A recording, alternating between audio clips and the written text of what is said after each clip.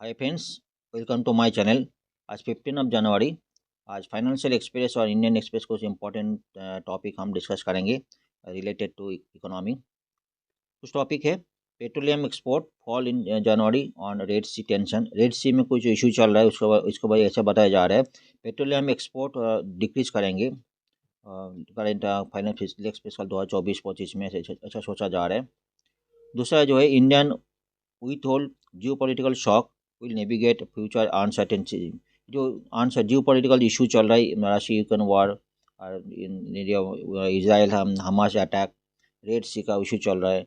हाँ, तो ये अटैक ऐसा ही अटैक जो जियो पोलिटिकल टेंशन है उसमें नेक्स्ट जो इशू नेक्स्ट टाइम जो एक्सपोर्ट है, इंडियन एक्सपोर्ट डिक्रीज करने का अच्छा चल रहा है। यही टॉपिक इंपॉर्टेंट टॉपिक है। दूसरा है decision of subsidy Bharat rice Bharat rice का ऊपर सब्सिडीज गवर्नमेंट सोच रहा है। भारत राइस जो है उसके ऊपर सब्सिडाइज चालू करेंगे। फोर्थ है farm credit target to financial 2025 में fix at ₹22 trillion, up 10% on year. ये कुछ टॉपिक है। चलिए ऑन मन स्टार्ट करते हैं। अगर आपको इस लेक्चर का आपको पीडीएफ चाहिए और कुछ नोट्स चाहिए तो win I S Telegram channel में आपको मिल जाएंगे। इसमें डेली बेसिस में नोट हम प्रोवाइड करते हैं। आपको डेली बेसिस में नोट इसका आपको काफ़ी हेल्प रहेंगे। चलिए शुरू करते हैं। बताया जा रहा है escalating threat to cargo vessel shipping. जो रेड सी एरिया में रेड सी है, जो अभी जो इंडिया का जो वेसल जो शिपमेंट है, Red Sea change Indian export destination petroleum product. Indian तो मेजर एक्सपोर्ट प्रोडक्ट है पेट्रोलियम है, जो यूरोप में सप्लाई करते हैं, जो यूरोप डेस्टिनेशन सप्लाई करते हैं। जो मेजरली जाता है जो ईस्ट डेस्टिनेशन में जाता है, रेड सी के चैलेंज के थ्रू जाता है, दिस इज रेड सी। ठीक है। अभी बताया जा रहा है जो एक्सपोर्ट डेस्टिनेशन पहले यूरोप में था, अभी धीरे धीरे क्या करे ईस्ट एशिया, तो मतलब ये ईस्ट एशिया का तरफ जा रही है, this direction and African direction this जा रहे हैं। एवेट कर रहा है कि यूरोप की तरफ, क्योंकि यूरोप में जो है शिप एंड कॉस्ट जो है काफ़ी ज़्यादा जा रहा है, मतलब 40 to 60-70% शिप एंड कॉस्ट जा रहे हैं ज़्यादा जान, और इंश्योरेंस प्रीमियम कॉस्ट ज़्यादा रहे। इसके लिए पेट्रोलियम जो है शिप एंड टू यूरोप मतलब एक प्रॉफिटेबल बिजनेस नहीं रहा। तो गवर्नमेंट दूसरा जो है अपना एरिया जो एक्सपोर्ट डेस्टिनेशन चेंज कर रहे हैं। सिर्फ पेट्रोलियम प्रोडक्ट भी नहीं, और भी प्रोडक्ट को गवर्नमेंट और भी सोर्स देख रहे हैं, और भी कंट्री अपना डेस्टिनेशन ढूंढ रहे हैं कि इंडिया का जो मैन्युफैक्चरिंग आउटपुट है, कल हम डिस्कस कर मैक्सिमम आउटपुट उसको इंक्रीज करना है, क्योंकि 2.4% 11 से 2.4% काफ़ी डिक्रीज हो गया। तो इंडियन गवर्नमेंट के लिए बहुत बड़ा शॉकिंग न्यूज़ है। उसकी इंक्रीज करने के लिए एक तो आपका जो है एक्सपोर्ट इंक्रीज करना है, ऑर्डर लाना है, प्लस जो है डोमेस्टिक जो प्रोडक्शन इंक्रीज करना है। ये सारी इकोनॉमिक जो चैलेंज है इंडियन गवर्नमेंट के लिए, वो सारी पॉइंट जो है बहुत इंपॉर्टेंट टॉपिक है। इसलिए जो रेड सी जो इशू जो चल रहा है, इस समय जो टेंशन चल रहा है, जब तक जो क्लियर ना हो तब तक इंडिया के लिए दूसरा मार्केट, दूसरा डेस्टिनेशन ढूंढना पड़ेगा। एक important topic Indian economic point के लिए। ठीक है। Indian export of petroleum product to Europe has decline substantially in January में डिक्रीज हुआ, owing to rising tension in Red Sea area में, dropping just 100,000 barrel KBD from, मतलब है 1/3 हो गया, 350 to 400,000 बैरल पर डे था, अभी 100 ओनली 100 मतलब 1/3 हो गया। तो इंडिया के लिए जो दूसरा डेस्टिनेशन वहाँ पे करना, ऑर्डर लेना, जो पकड़ना, उसको ऑर्डर डेस्टिनेशन ढूंढना, उसको ऑर्डर लेना, वो इंपॉर्टेंट टॉपिक हो जा रहा है। काफ़ी सारे इशू है, हम डेली बेसिस में डिस्कस करते हैं इकोनॉमी के, क्या कि गवर्नमेंट क्या पॉलिसी ले रहा है, आने वाला जो नेक्स्ट फिस्कल 2024-25 के लिए क्या क्या चैलेंजिंग है, हमारे कंट्री के GDP जो टारगेट है वो अचीव करने के लिए क्या क्या चैलेंजिंग है, ठीक कोई इंपॉर्टेंट टॉपिक हो जा रहा है। Even if they export to Europe, India refines preferred African area में आप सॉरी घोषित हो रहा है आप इंडियन एक्सपोर्ट दे अफ्रीकन जो ईस्ट एशिया मतलब उल्ट अपोजिट डायरेक्शन में करने की कोशिश कर रहा है, मतलब ऑर्डर लेने की कोशिश कर रहे हैं। एक बताया जा रहा है in January so far there have been 3 cargo department vessel shipment हुआ था। एक डीजल कार्गो था, उसमें क्या जो रेड सी एरिया थ्रू गया था। ठीक है। बाब एल मंडीव स्ट्रेट, बाब एल मंडीव कौन सा है, दिस वन जो यहाँ पे बाब ईमेन जो है, ईमेन और इसमें जो है बाबेल मंडीव है, इस थ्रू जो है बाबेल मंडीव मतलब दिस रूट में गया था। और बाकी 3 जो है दिस रूट में कोपे जो अफ्रीकन एरिया से गया था। 4 मतलब शिपमेंट किया था और लॉन्गा रूट तो longer route around Cape of Good Hope जो है, जो अफ्रीका में जो है, साउथ में अफ्रीका टिप पॉइंट में जो पोर्ट है उस थ्रू गया था। Escalating threat to cargo vessel at the Red Sea change Indian export destination petroleum product as a country started supplying to east Asia तो जा रहा है, अफ्रीका तो जा रहा है, इसमें ऑर्डर जा रहा है क्योंकि यहाँ पे जो 60 to 70% यूरोप में इस लॉन्ग लॉन्ग लॉन्ग रूट में जो करना, जो लॉन्ग रूट है इस रूट में जो 60 to 70% जो है शिप एंड कॉस्ट इंक्रीज हो रहा है इंडिया के लिए, जो कि वायबल नहीं है, प्रॉफिटेबल बिजनेस नहीं है। If you to just one example ले रहे हैं, रूट फ्रॉम जामनगर टू रोटरडाम, जो अगर इंडिया का जामनगर तो दिस एरिया में जो यहाँ पे रोटरडाम है इस एरिया में जाना है, शिपमेंट है, इसमें क्या 24 का जगह दिस 24 में जगह इस रूट से अगर जाएंगे यहाँ पे ये जामनगर तो ये जगह 24 डेज लगेंगे, और यहाँ पे घूम के जाएंगे तो यहाँ पे घूम के जाएंगे तो 42 डेज लगेंगे, मतलब काफ़ी इंक्रीज होगा, मतलब इंक्रीज रहेंगे। और 60 to 70% मतलब कॉस्ट, शिपिंग कॉस्ट होगा, shipping cost plus insurance cost जो शिपिंग का जाएगा, जो वायबल नहीं है। As per Delhi Bay Research and Information System for Developing Countries (RIS), India could nearly 7% drop in export इन 2024 में, तो ऐसे भी एक्सपोर्ट ड्रॉप है इसमें, तो इस करेंट फाइनेंशियल में 2024-25 में भी 7% ड्रॉप होने का चांस कर रहे हैं, accounting to 30 billion around as higher container shipping rate में right from exporter to hold back the shipment.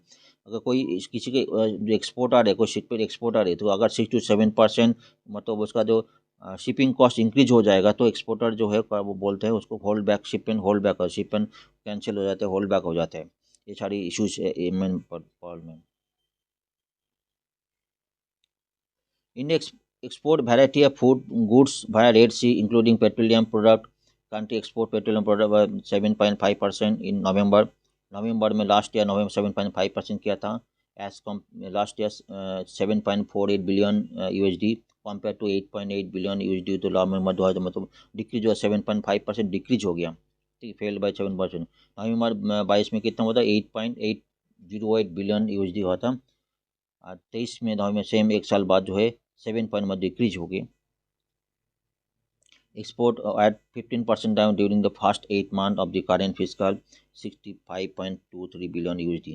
Export भी 15% ड्रॉप हो गया, ये भी एक बहुत बड़ा सेटबैक है, ठीक है। एक्सपोर्ट ड्रॉप हो जाएगा तो आपको तो ऑर्डर नहीं रहेंगे, ठीक है, एक्सपोर्ट कोई भी हो सकता है, ऑर्डर नहीं रहेंगे तो डोमेस्टिक जो हमारा प्रोडक्शन जो है, हम कुछ दिन पहले डिस्कस था 30 to 50% यूटिलाइजेशन लॉस, मतलब इतना मशीन बंद पड़ा है, 70% मशीन बंद पड़ा है, मतलब 30-50 यूटिलाइजेशन मतलब है 30 की जगह 70% मशीन बंद पड़े, जिस मशीन में 50% यूटिलाइजेशन में चल रहा है उसको 50% मशीन चल रहा है, 50% मशीन बंद, ऐसा बहुत सारी इंडस्ट्रीज है। इस कंडीशन में मतलब उसका जो चलेंगे तो बहुत सारी इंडस्ट्रीज मतलब अनएम्प्लॉयमेंट जनरेट हो जाएगा, बहुत सारी जो एम्प्लॉयमेंट है उसको जो कारीगरी एम्प्लॉयमेंट है वो भी कम हो जाएगा, काफ़ी सारी मतलब एक चेन है। Notice freight rates of Asia spiked 53% in a month. Container shipping giant तो ऑयल शिप में जो भारत पेट्रोलियम वो भी बता रहा था, ये जो शिपमेंट है अलग अलग जगह में। और external firmer Reliance MRPL CPCL would some margin hit, and for the crude side जो है मार्जिन भी फिट करेंगे, पर क्रूड भी साइड प्रोडक्ट एक्सपोर्ट ड्रॉप पर यू इम्पैक्टेड यूरोपियन इम्पैक्टेड, जो जहाँ पे यूरोप में जो शिपमेंट जा रहा था वहाँ पे इम्पैक्ट होने के वजह से काफ़ी सारी इम्पैक्ट हो रहा है इसमें। ये कुछ पॉइंट था रिगार्डिंग रेड सी, इसके ऊपर काफ़ी सारी बातें थे, कल भी हम डिस्कस कर रहे थे, कुछ मीटिंग गवर्नमेंट इसको मीटिंग कर रहा है, मीटिंग जनवरी 17 को एक मीटिंग है, जो रेड सी के ऊपर क्या स्टेटस है आने वाला, क्या स्ट्रैटेजी रहेगा गवर्नमेंट के लिए। ये गवर्नमेंट जो टारगेट लेके गए, जो जियो पॉलिटिकल टेंशन है वो भी जो उसके साथ जो है वो भी उसके साथ ही अपना गवर्नमेंट का अपना काम भी करना, एक्सपोर्ट बढ़ाना है और डोमेस्टिक प्रोडक्शन बढ़ाना है, काफ़ी सारी जो इश्यूज है उसको क्लियर भी करना है, तो अपना प्रोडक्टिविटी बढ़ाना है और GDP को इंक्रीज लेके जाना है, ये कुछ पॉइंट है। नेक्स्ट सिमिलर आर्टिकल है, एक जो हमारा जो MPC है, MPC जयनाथ R Verma, MPC monetary policy जो मेंबर है, उन्होंने काफ़ी अच्छी रिसर्च की, रिसर्च के ऊपर काफ़ी सारी उन्होंने अपना व्यू दी थी, वो हम उसको डिस्कस थे। मतलब RBI का जो मॉनिटर पॉलिसी उसको काफ़ी सारी एक्शन लेते हैं, काफ़ी सारी पॉलिसी जनरेट करते हैं। उसका एक मेंबर है जिसका नाम जगन्नाथ आर वर्मा, उनका देखते हैं क्या बोल रहे हैं। Indian economy has withstood all shock at the last couple of years and will also be able to navigate this uncertainties in the lie ahead। मतलब जो लास्ट कई साल से जो है इंडिया जो कई से जियो पॉलिटिकल जो इश्यूज में झेल रहा है, आने वाला दिन में झेलेंगे। कुछ जियो पॉलिटिशियन क्या है, एक तो राशि यूक्रेन हुआ था और बीच में जो हमास के साथ इसराइल का जो इशू है, रेड सी इशू चल रहा है। ये सब इशूज के वजह से जो इंडियन जो एक्सपोर्ट है, सारे इशूज है, ऑर्डर से एक्सपोर्ट है, उसका पर इम्पैक्टेड हो रहा है। लास्ट स्लाइड पहले साइड में हम बात किया था, ये सारे इश्यूज़ की वजह से आने वाला दिन भी ऐसे रहेगा। उसके लिए गवर्नमेंट दूसरा ऑल्टरनेटिव सोच रहे हैं, क्योंकि ऐसे तो चलने वाला नहीं है, क्योंकि उसको प्रोडक्शन होगा तो अनएम्प्लॉयमेंट इंक्रीज हो जाएगी, अनएम्प्लॉयमेंट इंक्रीज हो जाएगी, जो उसको रिटेल इन्फ्लेशन और एक्सपोर्ट डिक्रीज हो जाएगी, कई सारी प्रॉब्लम झेलेंगे।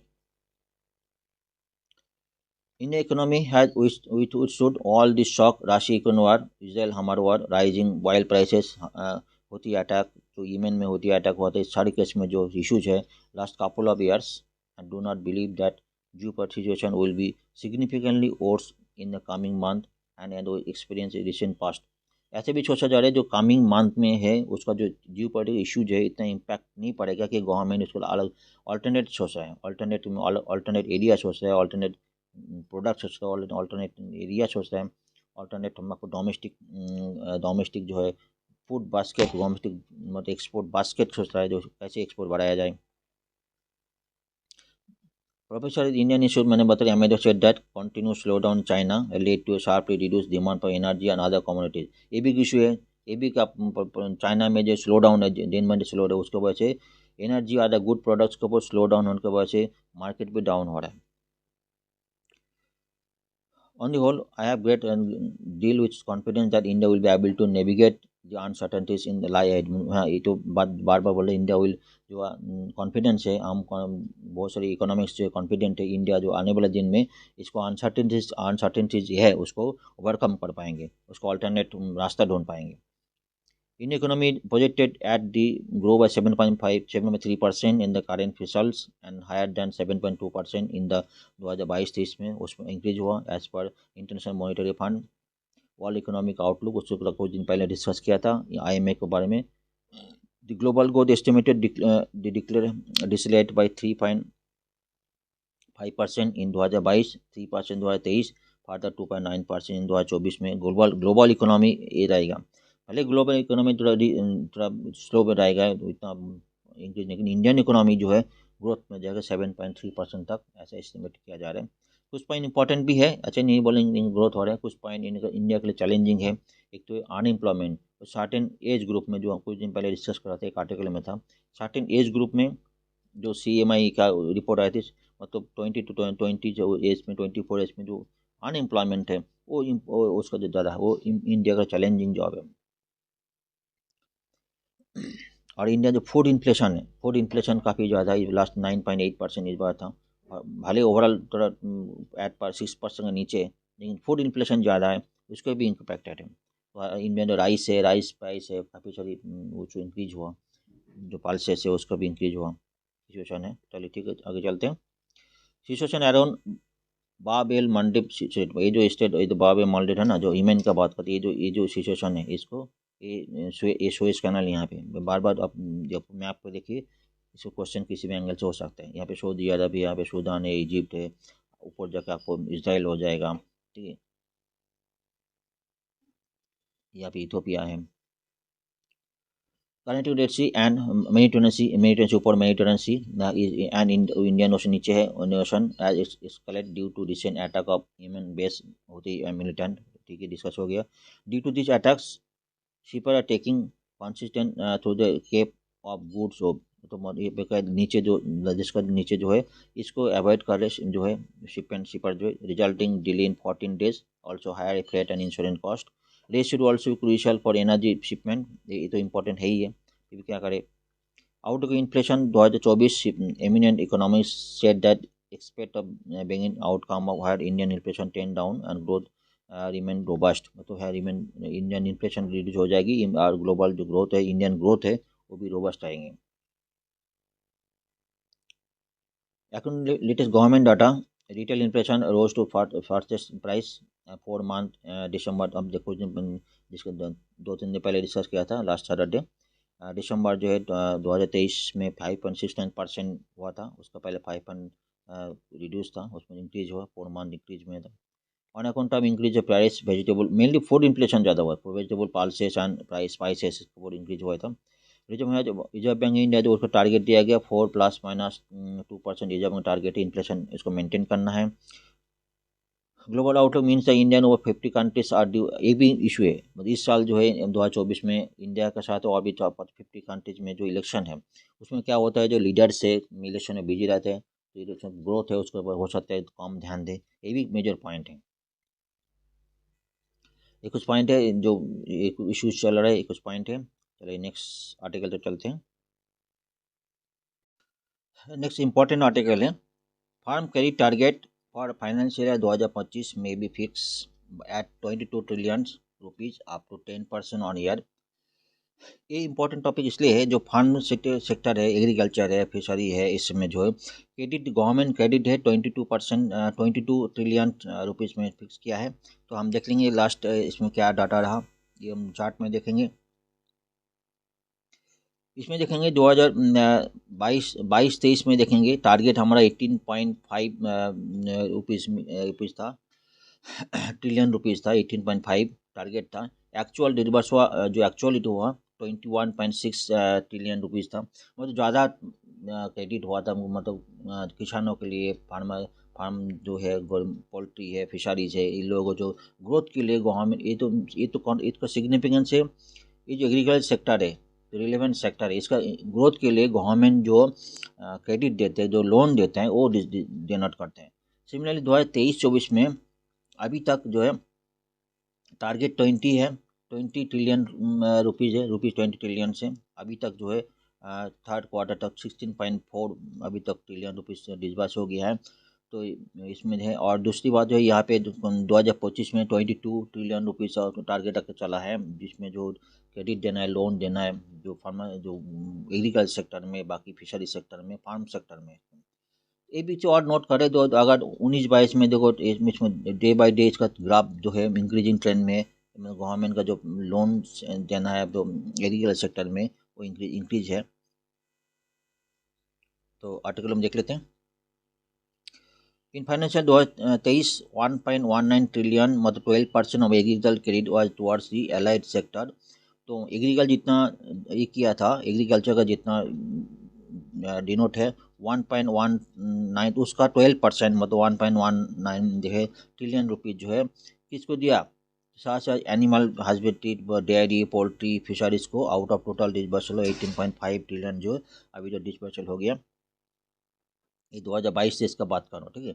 22-23 में जो 18.5 जो हुआ था उसका फार्म सेक्टर में इतना 18.5 ट्रिलियन रुपीज इसका हुआ, डिसबर्स हुआ। Government like to set agriculture credit target 22 trillion for the next financial year of 10% of current year target में बी ओवरशूट, सोर्सेस सेड। मतलब जो 22 ट्रिलियन जो टारगेट रख चला है गवर्नमेंट 2024-25 में, नेक्स्ट फाइनेंशियल ईयर में। Of the current financial year, farm credit target of 20 trillion, commercial bank, cooperative bank, regional RRB जो है, regional rural bank, disburse rupees 16.37 trillion, 80%, 81% target in the first 3 quarter, जो हमने last देख रहा था। अभी जो 16.4 जो ट्रिलियन डिसबर्स हुआ, उसका अंदर जो इतने, तो बाकी बैंक को जो कौन सा बैंक कितना दिया, उसमें ये बता रहे हैं। जो कमर्शियल बैंक, कोऑपरेटिव बैंक जो है, कमर्शियल बैंक 72% डिसबर्स किया है, फॉलोड बाय कोऑपरेटिव बैंक 13%, और रीजनल रूरल बैंक जो है 15% जो डिसबर्स किया, जितना लोन दिया है, ये सब बता रहे हैं। Credit demand or disbursal on for agriculture and allied sector has been encouraging, official said। इसमें क्रेडिट जो गवर्नमेंट रूरल सेक्टर में जो जिसको दे रहा है, जो एग्रीकल्चर है उसमें दे रहा है, उसमें इंकरेजिंग है। Financial 2023 the growth agriculture credit और robust and disbursement 21.58 trillion, 16% more than target 18.5। और तो इसमें ग्राफ में देखेंगे, उसमें देखो 22-23 में एज में 18.5 टारगेट था, कितना मतलब दिया, मैक्सिमम दिया 21.6 ट्रिलियन रुपीज़ उसमें डिस्बर्स किए। ये इंपॉर्टेंट टॉपिक है, इतना इंक्रीज है। मतलब ये एक चीज़ छोड़ है, हम गवर्नमेंट जो एग्रीकल्चर सेक्टर में, फिशरी सेक्टर में, पोल्ट्री सेक्टर में जो मुझको बढ़ावा देने की कोशिश कर रहे हैं, दो उसका लोन सैंक्शन है, धीरे धीरे इंक्रीज कर रहे हैं।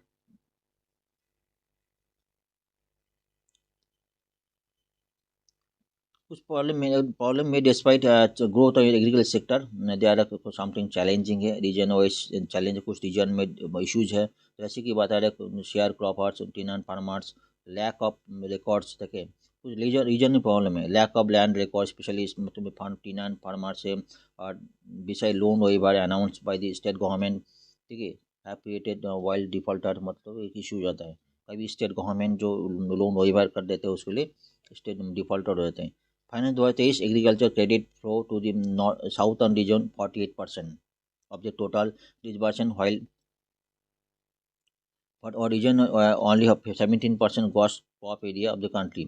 तो 48% जो है साउथर्न रीजन में डिस्बर्स हुआ सबसे ज़्यादा, जितना भी total over 17% only gross crop area, ठीक है, जितना क्रॉप एरिया इंडिया में 17% साउथर्न रीजन में है, और लेकिन डिस्बर्सल जितना सबसे ज़्यादा हुआ 48% टोटलिटी में। Northern region receive about 17% total credit, government जितना टोटल के 17% ये हुआ था, ठीक है। Allied sector against crop crop area more than 12-20%। Northern region crop area ज़्यादा होने के बावजूद भी बहुत ओनली 17% जो है उसका क्रेडिट फ्लो हुआ था, मतलब रीजन टू रीजन वेरी हो रहा है।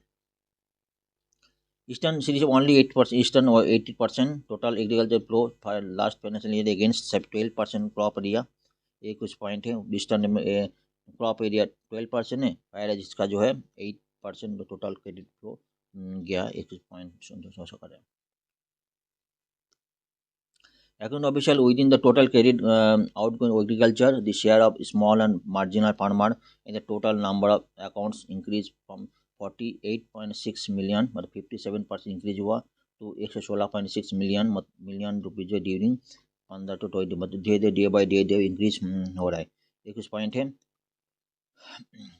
अंडर मॉडिफाइड इंटरेस्ट सबलोन scheme, the Department of Agriculture farmers holding Kisan credit card and provide loan up to 3,07% में 3 लाख दे रहा है। तो गवर्नमेंट जो है जिन फार्मर्स लोगों को मीटिंग वर्किंग कैपिटल रिक्वायरमेंट, तो किसानी जो फार्मिंग सेक्टर में जो बढ़ावा दे रहा है। Currently out of 73.6 million KCC holder 23.7 million belong to agriculture sector, agriculture sector में जो है इसमें दिया रहा है 7% इंटरेस्ट रेट में। Scheme provide additional interest rate subvention 3% पर फॉर्म रीपेमेंट, जिसका फॉर्म रीपेमेंट है 3% रेट में दे रहा है, there by reducing effective rate by 4%।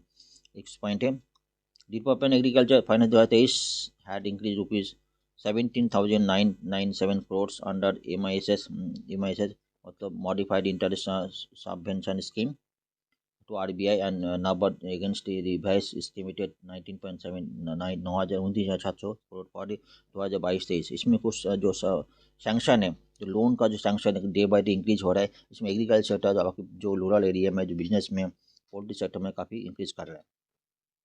ये भी हमारा इकोनॉमिक पॉइंट है, वो काफ़ी इंपॉर्टेंट पॉइंट है। चलिए हम नेक्स्ट साइड चलते हैं। Decision to subsidize Bharat rice, क्योंकि भारत आटा भारत चना दाल को जिसमें चल रहा था। राइस सेक्टर में देखा गया कुछ दिन पहले जो लास्ट दिसंबर में अगर जो इन्फ्लेशन रेट आया, राइस हमारे पास जो है इन्फ्लेशन काफ़ी ज़्यादा हुआ, 12% के आसपास राइस का जो इन्फ्लेशन हुआ।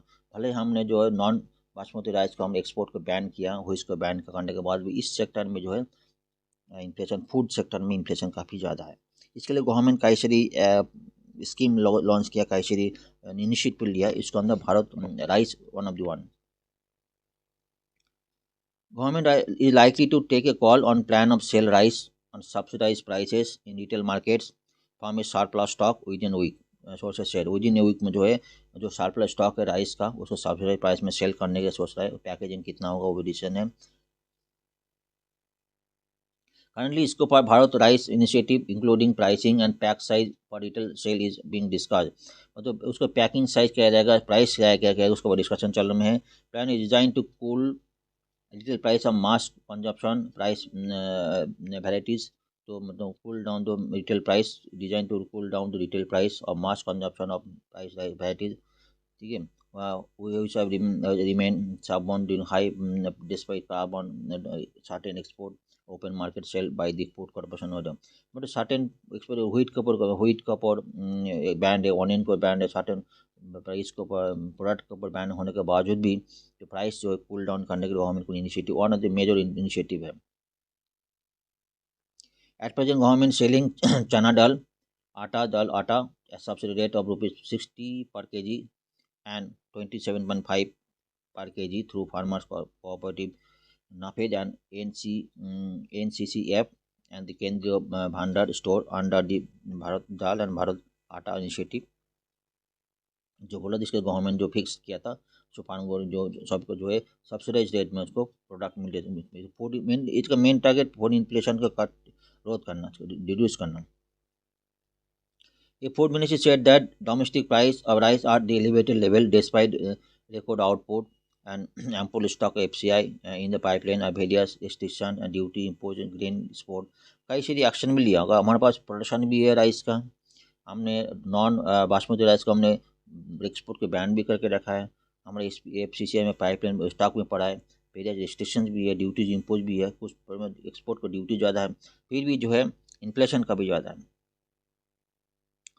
इसमें Lucam could respond open market sale surplus rice bulk fired by the Food and Corporation India FCI subsidized rate 2,900 per quintal below the economic cost gain for 2022-23 मतलब 3,533 पर क्विंटल.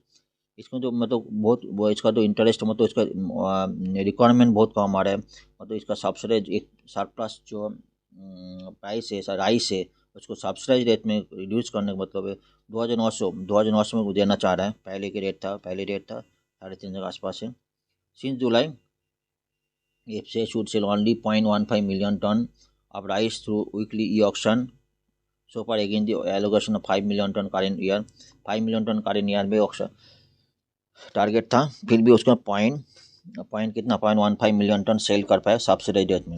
इस मतलब इसका रिक्वायरमेंट बहुत कम है, ऐसा देखा जा रहा है. Retail rice price rose by 12.33% December. Rice price are at the elevated price level October 2022. This is despite government attempt to sell surplus rice to open market from FCI. उसका जो राइस प्राइस जो है इसका जो inflation 12.33% है, उसका जो इसके बाद जो FCI में जो अपना क्या कर रहा है, जो सरप्लस जो स्टॉक को सेल करने की कोशिश कर रहा है. Government has banned export white rice and imposed 20% export duties on parboiled rice last year to improve the domestic supply. However, to meet the food security need to develop countries, government need for developing countries. मतलब ये भी है अगर export ban कर दिया लेकिन food developing countries को rice की रिक्वायरमेंट है तो गवर्नमेंट क्या कर रहे हैं, गवर्नमेंट इंडोनेशिया सेनेगल गाम्बिया से राइस लेकर वहाँ पे सप्लाई कर रहे हैं. ठीक है, तो अपना जो एक्सपोर्ट मार्केट और खराब ना हो. भारत आटा भारत दाल intervention regarding onion tomato have assisted government to India to rise price stabilization. Goel said and 16 foundation of FCI. 21 point है आज इसी तक ही. Thank you very much.